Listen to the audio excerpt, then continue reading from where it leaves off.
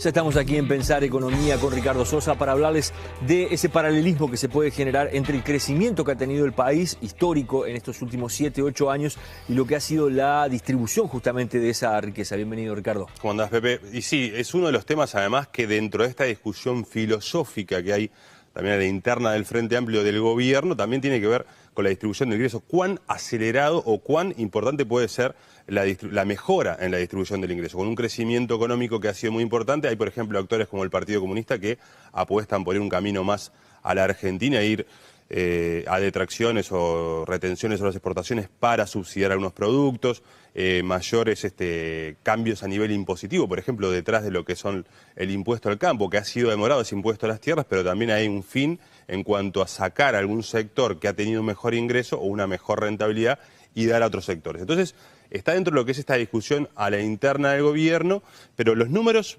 son claros. Acá estamos viendo una gráfica donde lo que está la línea en azul es el crecimiento de la economía, el PBI, que obviamente a partir del año 2002, que es aquí, donde hay un quiebre, hay un crecimiento, como decía, sostenido, histórico, a tasas superiores en promedio, probablemente, lo estoy diciendo mirándolo solamente, de 5 o 6% anual. Y aquí vemos la distribución de la concentración del ingreso, ¿no? Esta línea roja, vemos cómo a partir del año 2007, 2006 empieza a caer la concentración de los ingresos. Hay, sí, y vamos a verlo, una mejora en la distribución del ingreso. Uno puede decir cuán veloz puede ser, cuán drástica puede ser sin haber un cambio radical en la estructura económica. En la medida que ha habido una continuidad en las políticas económicas, obviamente que la distribución del ingreso no va a ser radical. Se puede calcular la distribución del ingreso, y mucha gente quizás algunas veces lo ha visto, el índice de Gini. Es un índice, para decirlo claramente, de 0 a 1. Cuanto más cerca de 1 estés, más desigual es la distribución del ingreso del país, y cuando más cerca de 0 es más cerca, nadie está en 0, es más igual es la distribución del ingreso. En el caso de Uruguay, aquí vemos la línea, el cilindro verde, aquí en los dos casos, esto es 2004 y esto es el año 2010, hay una caída de 0,44 a 0,42, es decir, obviamente que son... Un índice que compara entre punta y punta, para decirlo de alguna forma. Exactamente, uno es lo más desigual y 0, lo más igualitario, que no existe, ni tampoco el 1 existe, pero si uno ve, por ejemplo, Dinamarca, en vez de estar en 0,4 como Uruguay, está en 0,2, o Suecia está en 0,2. Son sociedades más igualitarias no, con mejor distribución del ingreso. Estos son números. También hay factores estructurales que creo que siguen, eso es mi opinión personal, siguen fallando y que tienen que ver con lo que va a ser la mejora de la distribución del ingreso en el mediano plazo, que tiene que ver con la educación, mejora en la educación, porque obviamente si no hay una mejora en la educación, la gente, los jóvenes que vienen de sectores más carenciados van a tener pocas posibilidades de tener un mejor ingreso, mejora la calidad de empleo, ha bajado sí la tasa de desempleo a niveles también históricos, pero la tasa de subempleo y la tasa de empleo en negro sigue siendo alta. Entonces ahí vemos dos carencias importantes. Acá vamos a ver la diferencia entre el ingreso, cuando se habla de distribución de ingresos se divide la sociedad en 10. Y se habla de deciles, el decil más rico y el decil más pobre. Acá, por ejemplo, vemos el año 94, pero yo quería compararlo entre el año 2004. El 10% más rico ganaba 18,4 veces más que el 10% más pobre. El año 2010 esa relación bajó. El 10% más rico ganaba 15,4 veces más que el 10% más pobre. Es una diferencia igual muy fuerte, pero si uno va a países como Brasil, Paraguay, para compararnos con la región, la relación es peor, pero sí ha habido una caída entre lo que diferencia entre el sector más rico de la población, que se ha enriquecido, porque el sector de mayores ingresos ha tenido una suba de los ingresos, y el sector más pobre. Pero vamos a ver el mercado si puede o no resolver por sí mismo la distribución del ingreso, como así el crecimiento de la economía de una manera no arregla los problemas en cuanto a pobreza e indigencia. Vamos a ver, por ejemplo, y acá estoy viendo, estos son los deciles, del 1, del 2, 3, 4, o sea, este es el más pobre, hasta el 10 que es el más rico. Esta es la evolución de los ingresos salariales entre el año 2004 y el año 2010, por deciles. Vemos que los mayores crecimientos salariales de los ingresos salariales se dieron en las capas medias de la población y un ingreso de 30% y cerca de 30% en el decil más pobre y en el decil más rico. O sea que el mercado como tal, con el ingreso salarial, no pudo corregir esa distribución del ingreso. Y acá vamos a ver cómo actúa la mano del Estado a la hora de emparejar eso. Los dos deciles más pobres, tomando todos los ingresos salariales, ingresos desde el Estado. Por ejemplo, acá estábamos viendo la tarjeta del MIDES alimentaria, es un ingreso, asignaciones familiares, podemos contemplar lo que ha sido el plan de equidad en cuanto a gasto en salud, gente que antes estaba en salud pública, ahora se atiende en salud privada. Los dos deciles más pobres aumentaron su ingreso entre 60% y 51% respectivamente, los dos deciles más pobres entre el año 2004 y 2010, mientras los dos sectores más ricos vieron crecer sus ingresos totales en 32 y 22,8%. Es decir, había un crecimiento mucho más grande en términos relativos de los ingresos de los sectores más pobres. Y eso tiene que ver con políticas de distribución. Políticas básicamente de gasto público. El gasto público es, a juicio de casi todos los analistas, lo que más sirve, por lo menos en el corto plazo, para mejorar la distribución del ingreso. Es difícil que a nivel tributario vos puedas hacer un cambio que mejore la distribución del ingreso. Pongo otro caso, los jubilados.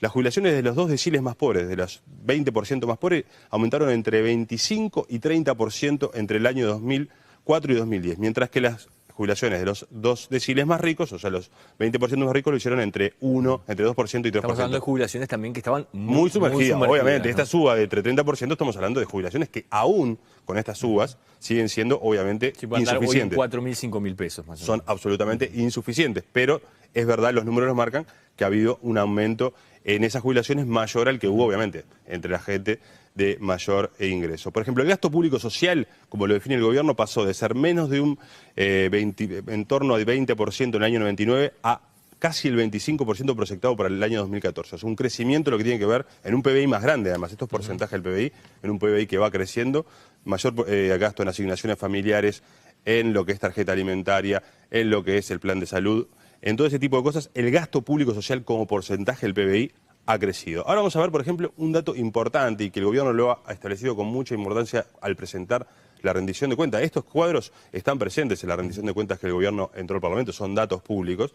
Hay que ver el cuidado sobre la inflación, porque la inflación, la suba de precios es la que más pega a los sectores más vulnerables, que son los que tienen ingresos fijos y son los que gastan habitualmente todo lo que ingresa. Los sectores más pobres, todo el ingreso que tienen lo gastan. Entonces, en la exposición del Poder Ejecutivo hacen un ejercicio en cuanto a cuánto podría haber aumentado la pobreza en caso de que el IPC el año 2010, en vez de haber subido 7%, hubiera subido 10,1%. Hoy por hoy, al año 2010, la pobreza está en 18,6%. Si hubiera subido el IPC 10%, hubiera llegado a casi 20%. Acá vemos con un IPC en torno a 17%, una suba mayor, hubiera subido 21%. 87.000 personas más hubieran sido pobres, bajado de la línea de pobreza, si el IPC hubiera subido 10% más de lo que subió. O sea, lo importante que es no descuidar la inflación en las políticas públicas en cuanto a que esto lo marca claramente. Si hubiera subido el IPC en vez de 17%, hubiera crecido 17%, hubiera habido 87.000 personas pobres en Uruguay, que no la subo porque la inflación... Ya sé que la inflación sube la canasta básica. Exacto, digo, la pobreza se mide por un dato que es muy objetivo, pero a la vez subjetivo, que es un número. A partir de determinado número de ingresos, vos sos pobre, estás bajo la línea de pobreza o estás encima de la línea de pobreza, y obviamente cuando suben los alimentos, cuando suben los precios, esa línea sube, y si tus ingresos no subieron, vos seguís siendo pobre, o en el caso de que te alcanzó esa línea y vos estabas cerca del piso, pasás a ser pobre. Por eso el cuidado que tiene que ver muy importante sobre la inflación. A nivel impositivo, para ir terminando, ¿qué se puede esperar? Ya en la exposición de motivos de la rendición de cuentas se habla de una rebaja de 2 puntos del IVA general para los pagos a través de tarjetas de crédito y de débito. Se busca una mayor formalización de la economía a través de la inclusión financiera, es decir, que la gente utilice más los instrumentos de tarjetas de crédito, de débito, de pagos electrónicos para formalizar la economía. Igual esto implica, yo he hablado con técnicos del Ministerio de Economía, implica una pérdida de recaudación, pero se compensaría parcialmente por una mayor formalización y una mayor recaudación de los impuestos, porque obviamente vos cuando pagás con tarjeta no me puedes decir... Obliga al comerciante a facturar. Exactamente, pero...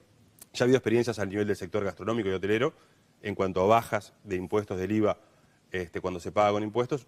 Lo que me admitieron las fuentes del Ministerio de Economía es que no se logró toda la mejor recaudación por formalización de lo que se había pensado, pero bueno, es un instrumento. Yo creo que esto está pensado para el 1 de enero del año 2012, o sea, faltan 5 meses.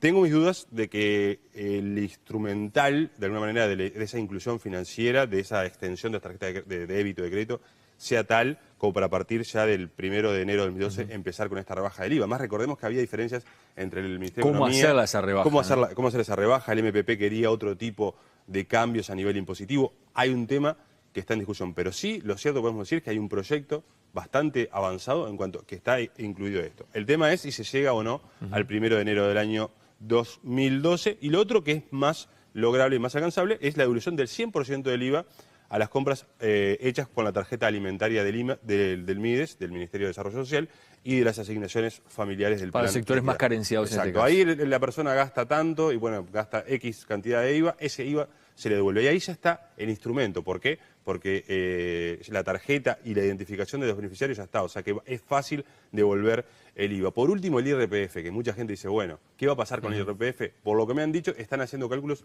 a ver si podría aumentarse el monto mínimo no imponible, lo cual dejaría a un grupo de personas, a un segmento de la población por fuera del pago del impuesto. El tema es, básicamente, ver cuánto se pierde de recaudación, ver si al subir mucho el monto mínimo no imponible se lleva un impuesto que pagan relativamente pocas personas y se lo hace un impuesto caro, en el sentido de que es más difícil casi controlarlo de lo que se recauda.